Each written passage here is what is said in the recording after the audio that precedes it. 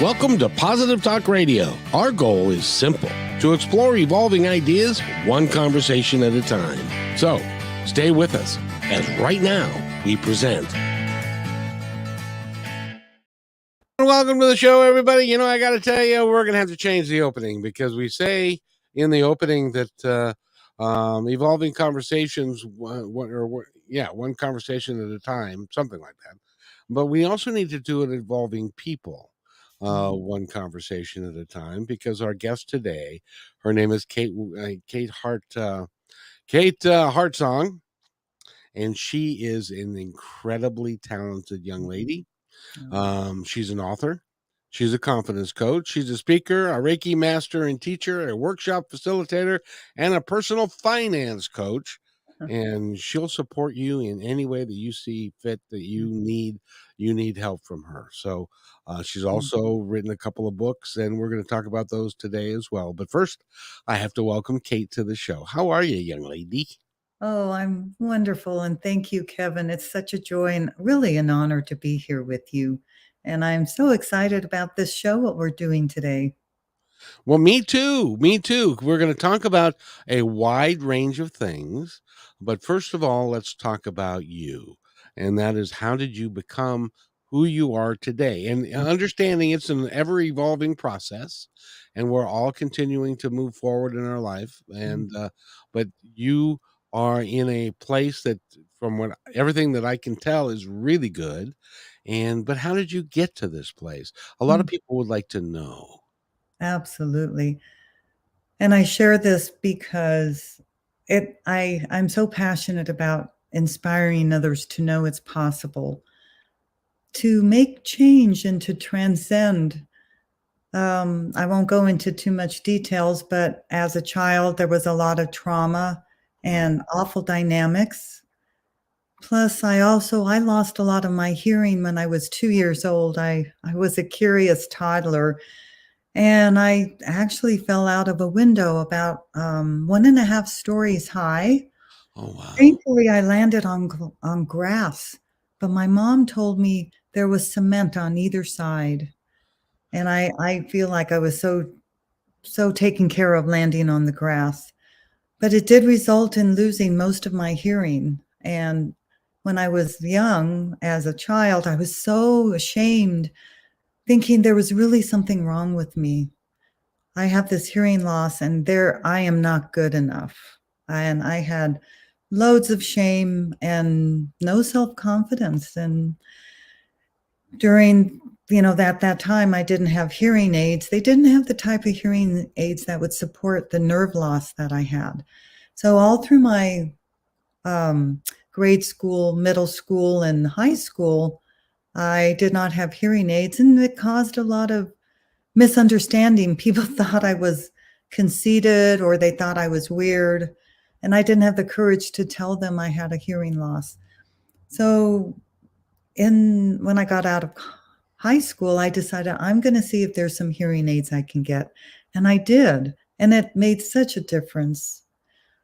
In my early 20s, I discovered, there was a lot of anxiety, a lot of frustration, a lot of shame. I saw other people be happy, and I thought, why am I so unhappy and frustrated and anxious?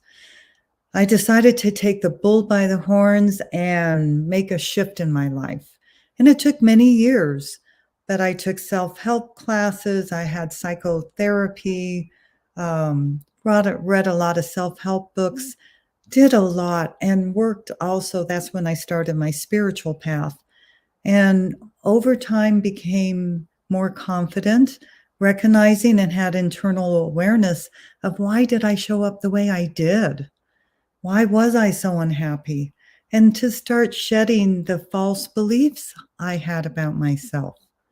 And in time, oh gosh, I don't know, 15, 20 years ago, little by little, gaining so much more confidence, recognizing the good of who I am. I'm no better, I'm no less than anyone else, but I am here just like anyone else to offer their gifts and skills. And so in time, I've just become much more empowered. And this is precisely why I love, and I am so passionate about helping people to know it is possible to make change. You know, Kevin, it feels like 10 lifetimes ago, the other person I just described. And I'm grateful that I was able to transcend it because I'm here now to do my work to let others know it is possible to make possible, that make that change. So that's a little bit about my background. Well, first of all, I'm glad that technology is caught up and that you're Yeah, able to use artificial means to improve your hearing. yeah, Because what it's important to be able to listen, especially yeah, in the work that you do, to be yeah. able to listen clearly, and it's really is important. But I Mhm. want to focus in on the changes that you made in your life because you were not happy. You were, and it was a difficult time. Was there a particular moment when you said, "All right, enough of this. I'm tired of this. I'm going to go in search of who I really am." It's becoming a focal point of the show is Yeah, that everyone at one point or another in life, yeah, regardless of how much money you have or your yeah, love relationships or your family situation, at one point you look in the mirror and say, "All right, why am mhm, I really here? What am I really here to do? I yeah, want to go find out before it's too late." A lot of times that happens in their 30s or mm, 40s, sometimes in their 50s and 60s, but it yeah, always happens. Well, yes. when was it for you? Honestly, I can't remember specifically the exact moment, but I do remember in my early 20s when I was in college. I think it was a junior or a senior in college. Again, experiencing a lot of frustration and anxiety and witnessing and seeing people outside of me who were happy, they were enjoying themselves, and not like they were like that all the time, but that was their general mode of operation, and I recognized mine wasn't, and I had such physical as well as emotional, upset. So I knew, I had to have a change, and I did, like you described, it's like, "I have had enough.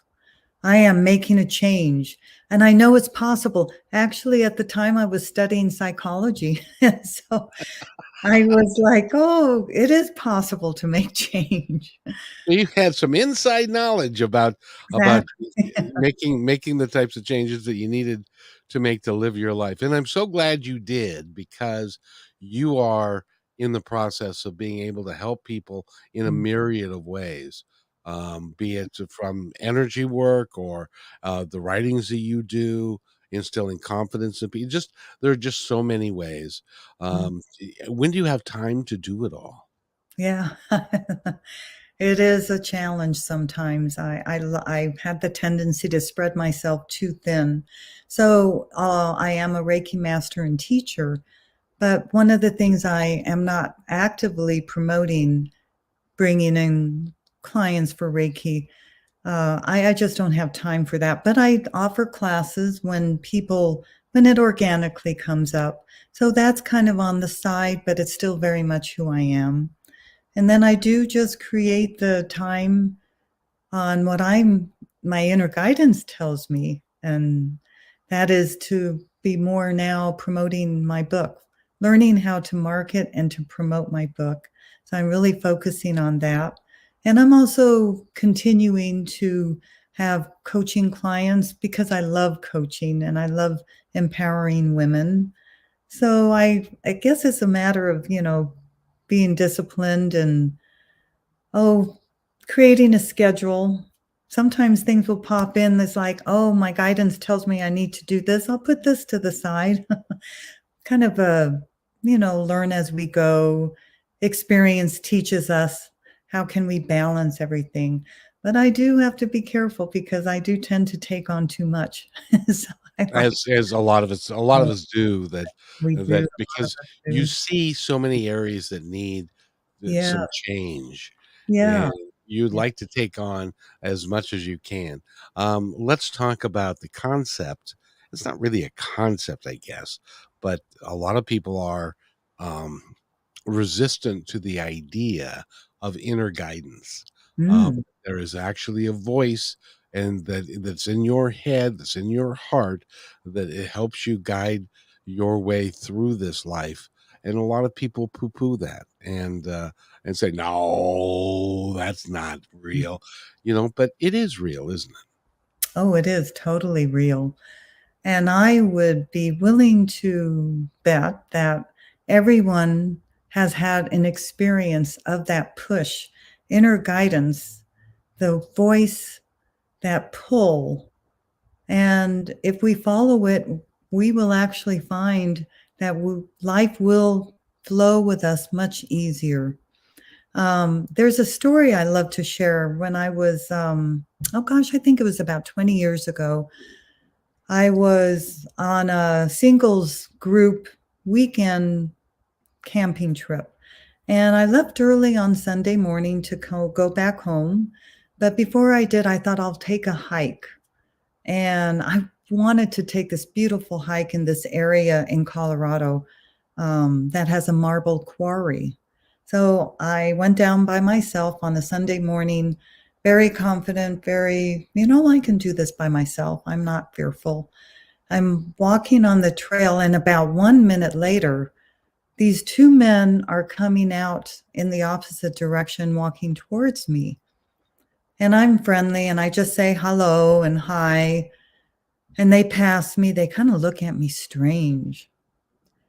And about, I don't know, maybe 10 seconds later, I got the strongest, most distinct feeling and message, inner gut, my inner guidance, that's that get out now. Don't take this hike, you must leave. And I'm like, for about half a second, I'm like, yeah, I really wanted to take this hike. But that push was so strong, I knew I needed to listen. So I turned around, went back to my car. Thankfully, my car was okay. They didn't slash the tire, but I saw them and they gave me this creepy look. I got in the car and I started driving away. And I know within myself, the intuition was telling me if I hadn't left, something really bad would have happened to me. I would have been probably raped and killed. So I want to really encourage people to know there really is a reason that we have that inner guidance. And it may be poo-pooed, but just an invitation for anyone to recognize if there is that feeling, we may or may not know what it's for, but if we follow it, we will see there is a positive result. There always is. Have you noticed that over time, the more you listen to it, the louder it grows? Um, for me, not louder, but more for me, it's a stronger knowing of it. Ah, It's a stronger knowingness of it. Maybe it's not so much always a voice in the head. Sometimes it is like that gut feeling. That's why they that's why they call it that gut feeling. It's like, God, I feel something in my gut. Some people hear it in different ways, and we may get a chill all over our bodies but for me, yes, it is, more of a clear knowing. Oh, yes. And then to develop the trust, that took me a long time, but I encourage people to know it is possible to come to trust that voice. And may I share how we can do that? yes, please do. Because if you can't trust yourself, who can you trust? That's so true. And it really is so important to trust ourselves. But it may not come easy. I'm going to digress briefly before I share a distinction on how we can trust ourselves. Um, I used to be in a really, my mode of operation was not to trust myself and not to trust others. Um, for various reasons, that's what I was conditioned for. So it took me a while to come to trust. But something called trust is to recognize if I am making a decision on something and I'm going to make that choice, see what the outcome is. If it came out okay, chances are you can trust you made the right decision. When we do this enough times, when we have that experience over months, over years, we're just going to have that awesome, wonderful cumulative effect of, yeah, I can trust. All of these times I've made these decisions, they came out okay. Same with our intuition. If we can follow the intuition, all of these times when I did, oh, it came out better than I expected. So here's what we can do to distinguish what is the inner voice or inner guidance versus, oh, it's just ego. Oh, maybe it's my fear. Uh-huh. And this is very typical for everyone. We all go through it. I did too. And I still do sometimes, but I'm in a place of awareness to catch it. If it is ego, if it is fear, it's going to be demanding. The tone of voice is going to be rude or demanding or controlling or putting you down. Oh, you're stupid. You really should do this. Or it just doesn't feel good in your body. Versus if it's true inner guidance, it's loving, it is calm, it is not demanding, it is just simply telling you a fact. The message I got on that hike was, get out of here now. And it was calm, but it was strong and firm. So messages can come in many different ways, but really the distinction between the calmness, the gentleness, the supportive tone of voice versus the angry or demanding or controlling. And it may take a little while to distinguish between the two, maybe, maybe not, but that's a really good way to distinguish between the two. Oftentimes, if it's something that is either in your destiny or it's something that you should do or they're inviting you to do, it Yeah. can come with a good feeling about it. Yes. Oh, thank you. I meant to bring that up too. Thank you, Kevin. Yes. You're welcome. Yeah, no, really, actually, you read my mind. I'm like, oh, I meant to add. The other thing is the feeling. So, what is the feeling? Is it a gut feeling? And it can very well and often is a feeling in the physical body. It could also be chills. But thank you. That's an important point. It's not always a voice, it could be just a feeling. How do we feel when we're alive? When we're feeling great, beautiful weather, I'm on top of the world, we feel really great versus the feelings of not being happy, frustration, anger, whatever. Well, let me give you an example of how something can be you think is going right, and then you think it's going well. Let me explain. It I've been I've been asking my guides and through prayer and meditation and those things that I really need. I really would prefer that Positive Talk Radio made a living for itself so that it can continue. Mm. And so one of the things that I've been doing is asking for, well, how do I go get sponsorships and how do I go about growing the brand so that it can flourish and I can get the word out so that more people can listen to us, even though more people are listening all the time, but even more people than that, so that it can have an impact. Yeah. And And by the way, before I continue that story, Holly is tuning in. She's tuning in to get our uplifting vibe for the day. I promise, Holly, we will get there, and we're there now actually because it is important that we follow our heart and follow what we're doing. But there can be a time when you ask for something and it shows up and you think it shows up. And then Mhm. you start doing the research for it, and then you're not sure that it showed up. And then you're vacillating back and forth of Yeah. is this what I should do or what I shouldn't do, especially when the energy of money is involved.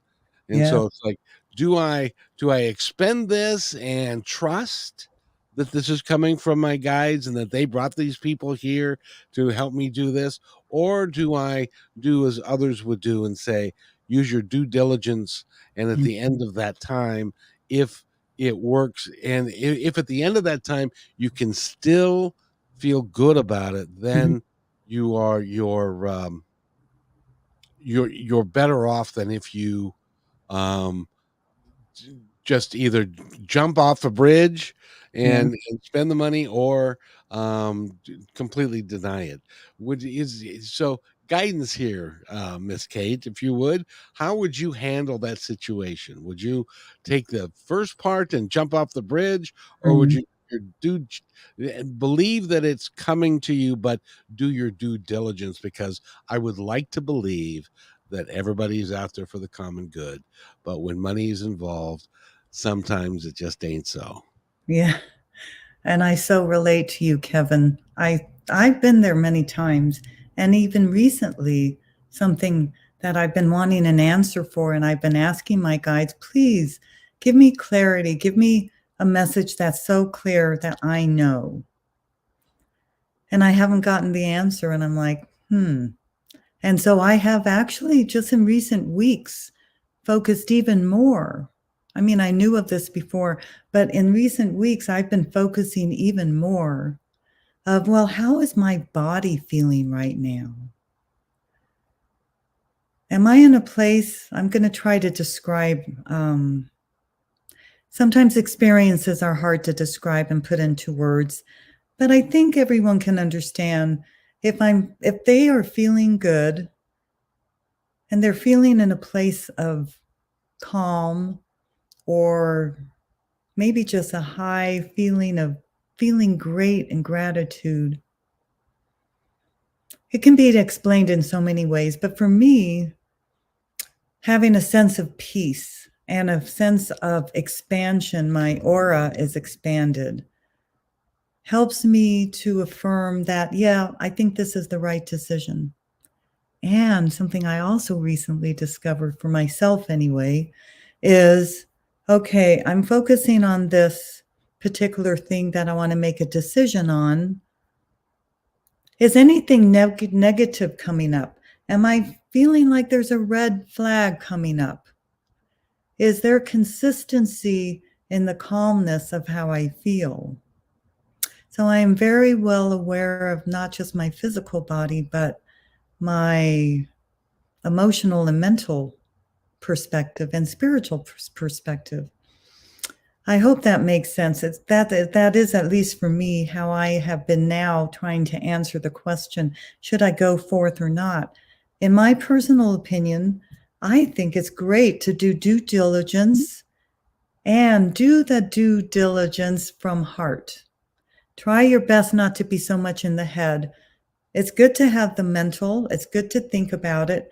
I think it's important to do due diligence, but doing it from a place of heart, from our heart, and from a place of love. If we can be from a place of love, doing our due diligence, and if we can be in a place of love when we are kind of evaluating or asking, well, what should I do? Paying attention to how we feel, that's going to reveal much more. And you can help, you can even experiment with, well, how do I feel if I'm in fear? You know, I have my times of fear just like anyone else. I've definitely plenty, but I'm much more aware of it, so I will be able to circumvent it faster. So, yeah, I Yep, think it's and a personal thing. I'm then there's the other way, which is me, which is I have a tendency to believe that if it's being brought to me, it's being brought to me for the good of all. And Yeah, yeah, it is being brought to me by my guides, and they're saying, "Here, this is a gift for you." yeah, And sometimes I jump, and it turns out that it's not a gift for me at all. yeah, And it just, but it just depends. And so yeah, so I think you're right. Approach things with complete optimism and joy and gratitude that they came to you, but do your due diligence, because there are people out there that yeah. are, I mean we're not talking about like a small amount of money. We're talking about $9,000. And so Mhm. we're talking about a big deal. Yeah. And so you have to be, and I'm learning this at the tender age that I am. Yeah, that you can't trust everybody. Uh, right. and which is really sad, which I'm Yeah. glad we're talking today because your belief structure and the book that you've written, which is called Humanity's Cry for Change, is helping us understand how to navigate through it and that we are hopefully changing for the better. Mhm. Describe what decided you to write the book. And I haven't read it yet, but I believe it to be a powerful force for change in the world, for positive change. Thank you, and I thank you for those kind words on the book.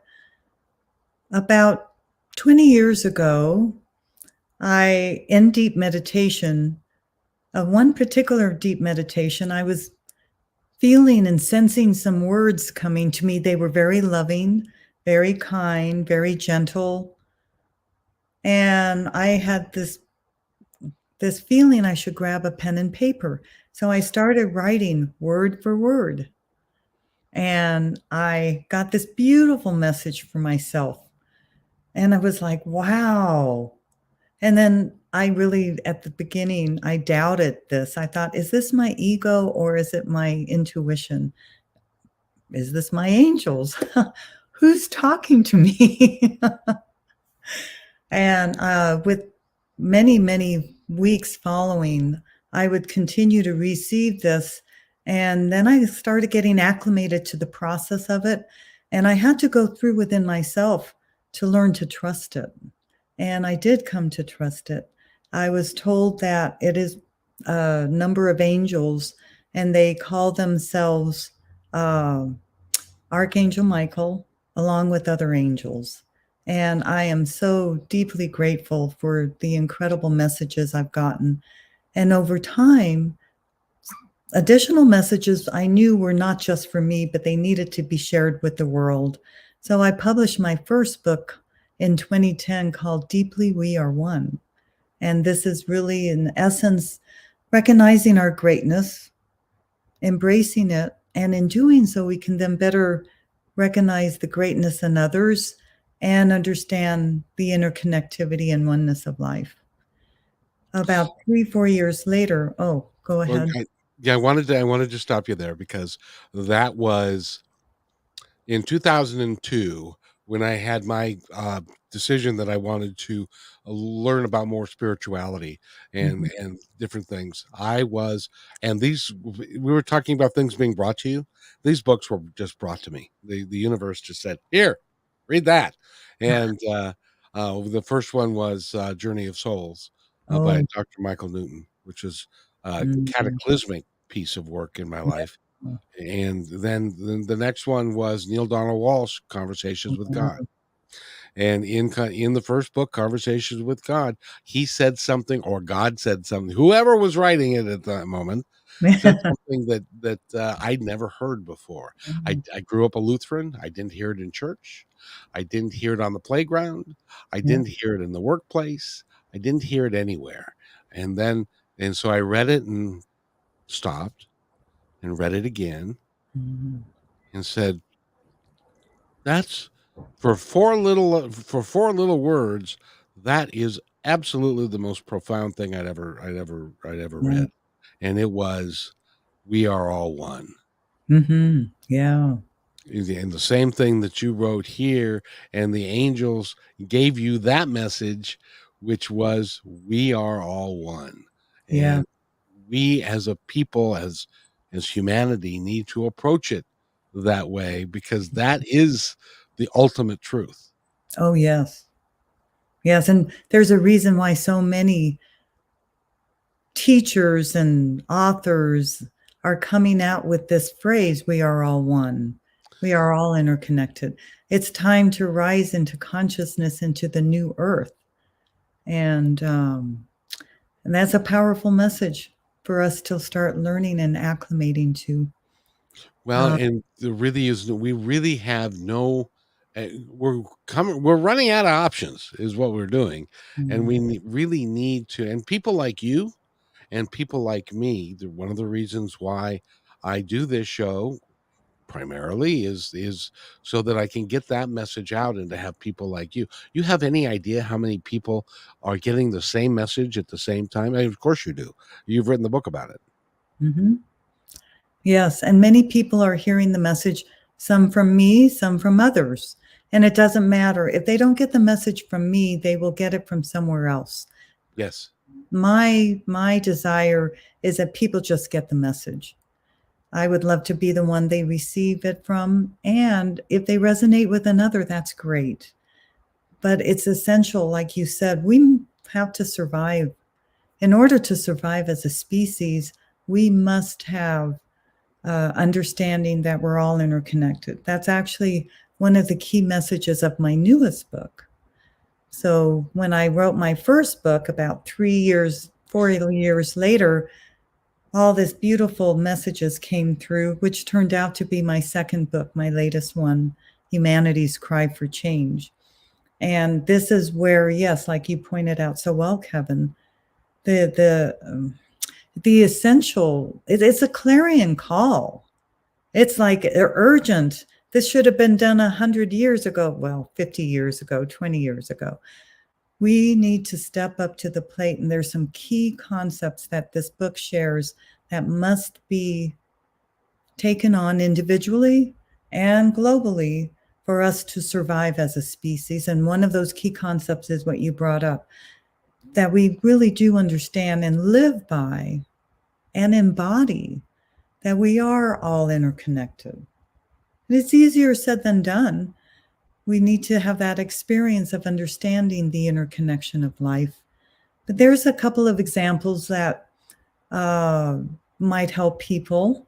One is, we've all probably experienced thinking of someone we hadn't thought of for a long time. They suddenly pop into our head. And sure enough, a little bit later that day, they call us. Right. Or we walk into a room and we can feel the negative vibes of two people who have just fought. We can pick up on that. It's not something we see, but we feel it. There's going back to the whole thing of feeling. Or how about if we see I love seeing birds flying in unison. What is it that causes the birds to be able to turn at exactly the same time to fly in unison?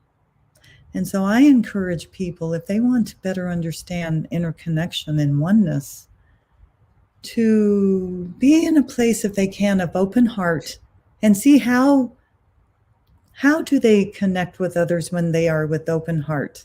And it feels good, right? Mm-hmm. Versus being all closed up. I've got my arms folded up. I'm really upset. My heart is closed. There's so much less connection that way. Now, maybe someone is upset with someone and they have their heart closed. But contrast that to how does it feel when the heart is open? And that can be another way to try to work with and just kind of get a feel on what it's like to feel that interconnection.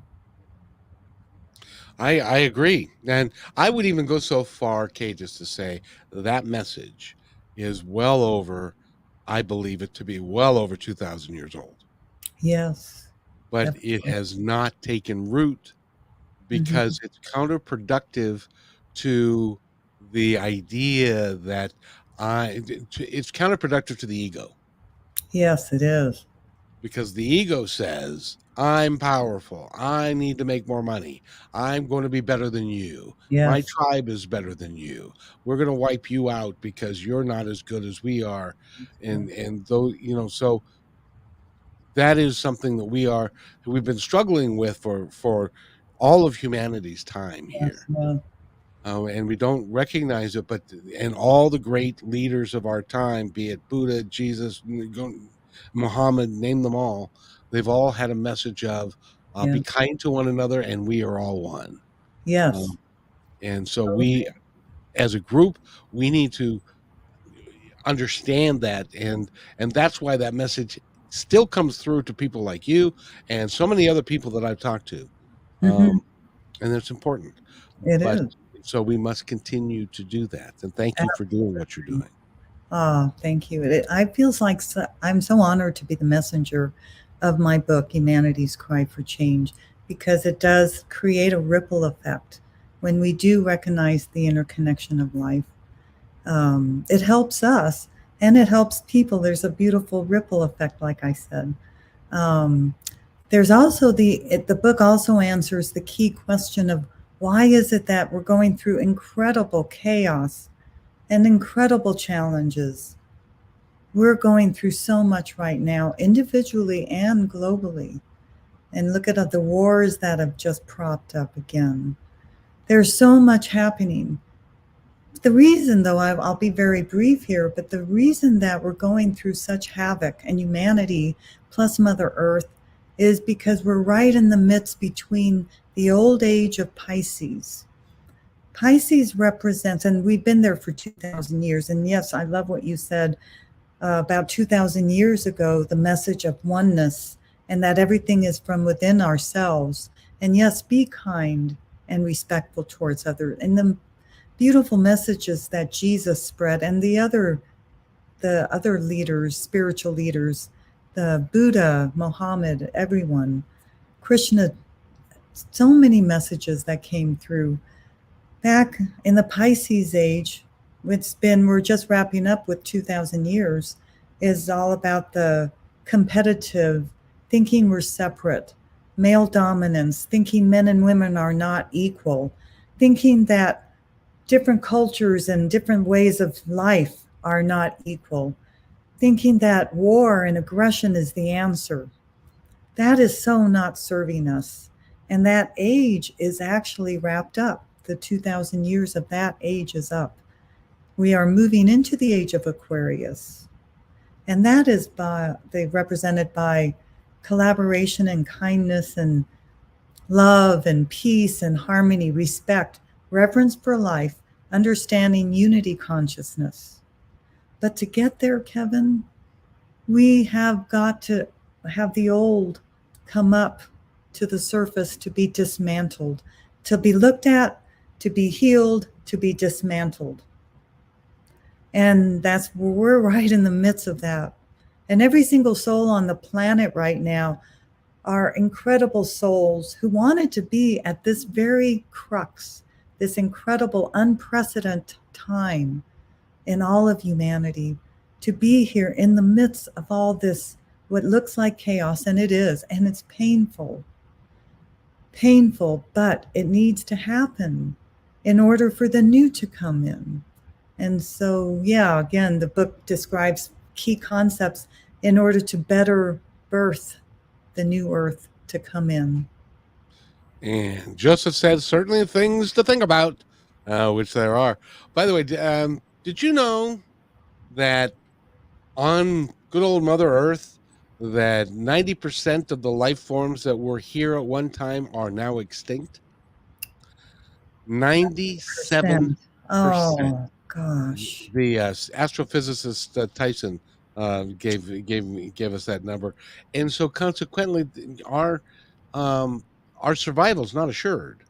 Yeah, Uh, our survival will only be assured if we change what we're doing and begin to work together yes, for positive change. Because we can't continue the way that we can't continue to do what we've been doing. It's absolutely. a law of what is it? Einstein's law of um, trying no the law of insanity, Oh, doing the same it's doing the same thing and expecting a yeah, different result. It just yes, doesn't. So, totally. and that's why I'm glad that you've written the book Humanity's Cry for Change. Now that is, you can get that everywhere, right? Yes, it is on Amazon, Kindle version as well, and I'm happy to say audio version, as well as paperback. And you can also go to my website and buy it directly from me. I will ship it out to you. My website is joyfulradiance.com. Buy from her, buy from her, buy from her. Yeah, She makes more money that way. yeah, So, yeah, so yeah, and you can do that by just, and you can also subscribe to these got a couple of meditations that are there you can subscribe yeah. to, and you've got a lot of Hmm. things. It really Yeah. is great to have you here. Will you come back and talk to me again? We've Oh, got I so would much. be so happy and honored to. It's always wonderful to be here on your radio show, Kevin. I really, really appreciate your you're creating the container of such positive talk. Because I'll be very brief. Even though we're going through such incredibly challenging times, and it is extremely painful, I've had and continue to have pain in my life. We all do.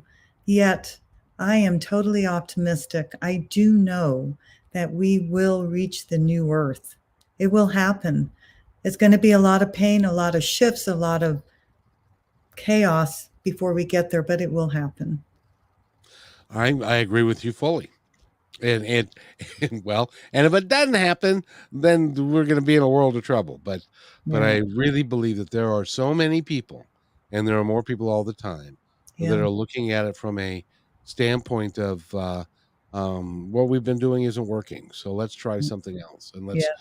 let's do something else. And the universe and spirits and angels and all those folks are out there, and they are Mhm. cheering us on, trying to get us They to are. and by talking to more and more people like you, like Neil Donald Walsh, like Gary Zukav, like there are just so many Mhm. that are coming out with and have come out in the last 20 years Yeah. with all these messages. So when when do you think that the Pisces era is going to end and the age of Aquarius is going to get here? Well, technically, the Pisces age is over. It's just Ah, that it's not like a black and white, oh, from one day to the next now. right. So I believe it was 2012 Ah, and it was officially over. But there's always that transition period. And I don't really know. I guess you could say the age of Aquarius started 2020 or 2012. I am not certain. I know that in some ways it started. There's a lot of people awakening on the planet, which really means people are becoming more aware and asking questions. Hey, this isn't right. What can I do? Is there something I can do? Can I shift my consciousness? Why is there so much chaos happening in the planet?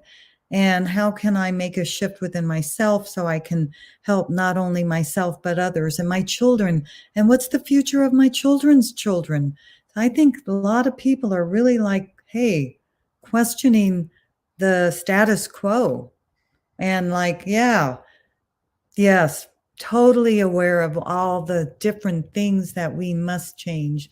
We need to stop hurting the Mother Earth. She's so generous with incredible abundance of food for us and other things. How can we respect others? There's a million questions that people are, I think, are starting to like the stirring inside.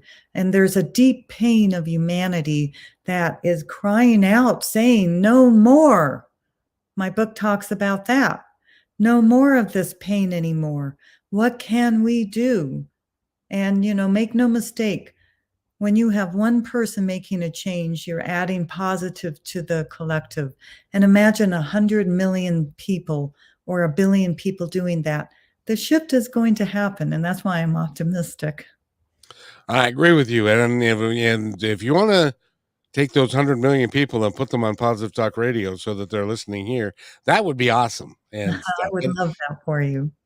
But it's we're doing fine. It's growing and we're having an impact, and that's the important part because mostly everybody, not everybody I talked to, but first of all, you said something that was really impressive earlier, which is the people are here now because they want to witness and be part of the big change.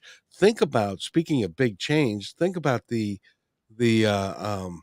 what it was like when you and I were born. Like Yeah. I was born in the late 50s, and the changes that have happened Yeah. starting in my world in 63, going forward, changes are immense, and Yeah. so we need to recognize that and move forward with it and stuff. And so, and we can do that. We really can. Yeah. And again, your website is joyfulradiance.com. I invite everybody to go there. Humanity's Cry for Change. If you want to work with Kate, they go to your website and they can work with you through there, right? Yes. Yeah. I work as a life coach and very much into the empowerment and giving my clients a chance to really be empowered to make change. focusing on building confidence and or changing, shifting careers, but to have that empowerment and confidence to do that. And so, yeah, I would love to hear from everyone or anyone and how I can support them. And there is a monthly e-newsletter that you can opt in and get 2 free heartwarming meditations that I recorded. Very nice. You've got a full package. Go to joyfulradiance.com. And it's such a pleasure to have you here, Kate Heartsong. It really has been cool, and you're gonna have to come back and do it again. And I thank you. And I see, these changes are coming, and they're gonna come, I think, sooner rather than later. So Yes, I think they are. so is there Um, anything else you'd like to add? You got a minute to talk to our audience about anything you'd like them to know. I would love to add this.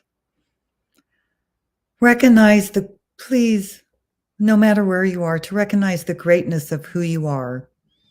If that's not easy, then just recognize the simple little things that make you feel good. All of us have incredible gifts to share. And when you can be in your empowerment, knowing that you deserve what good and you're just in a place of seeing the good of you, you're not bitter, you're not any less than anyone, but recognizing who you are. You're an incredible, wonderful person. So harness that, believe in yourself, start trusting yourself. Yes. And know who you are, and you are as good as anybody who's ever Yeah, walked the face of the earth. absolutely. That is true. I know that to be true. And Yeah. we're all here for a reason. We're all here for the Yeah. fun. And besides the fact that this is just a fun place to be, Yeah. um, for the most part. Yeah. Sometimes there's pain, but we learn. Kate Yeah. Hartsong, thank you so much for being here. If you wait right there, I'll be right back. Hey, Thank thanks for enjoying this episode all the way to the end. Please give us a like and subscribe to this channel. This has been a production of PositiveTalkRadio.net. Please visit our website, oddly named PositiveTalkRadio.net, for more details about us and our mission, which is to provide great positive programming designed to inspire us all. I'm Kevin McDonald, and I'm proud of these shows, and I truly hope that you'll like them and share them with friends and family. So on behalf of our entire team, remember, be kind to one another, because